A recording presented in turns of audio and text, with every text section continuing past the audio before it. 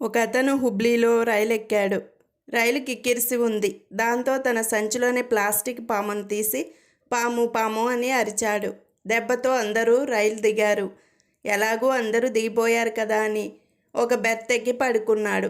ఉదయాన్నే లేచి చూస్తే రైల్లోకి ఎవరూ రాలేదు. బయటకు వచ్చి బెంగళూరు వచ్చిందా అని అడిగాడు.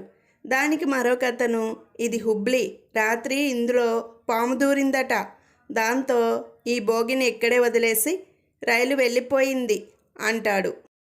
ప్రపంచ దేశాలన్నీ మన దేశాన్ని శాంతికాముక దేశమని ఎందుకంటారా రవి? మనం కొట్టుకు చేస్తాం కానీ ప్రక్క దేశాలని కొట్టం కదా, అందుకు సార్. నా చిన్నప్పుడు నిద్రపోవడానికి మా అమ్మ కథలు చెప్పేది. నేను బడికి ఎగ్గొట్టడానికి మా అమ్మకి కథలు చెప్పేవాడిని, సుబ్బారావు తన భార్యకి చెప్పాడు. ఇప్పుడు మీరు ఇంటికి లేటుగా వచ్చి కథలు చెప్పడానికి అదన్నమాట ట్రైనింగ్ పీరియడ్ అని అతని భార్య చెప్పింది.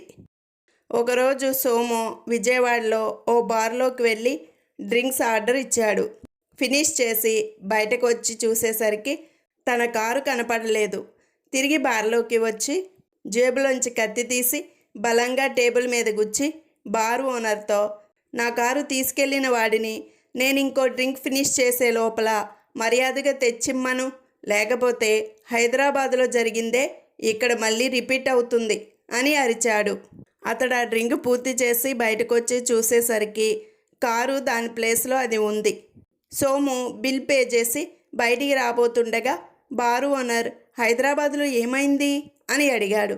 దానికి సోము, నేను ఆటోలో వెళ్లాల్సి వచ్చింది అన్నాడు.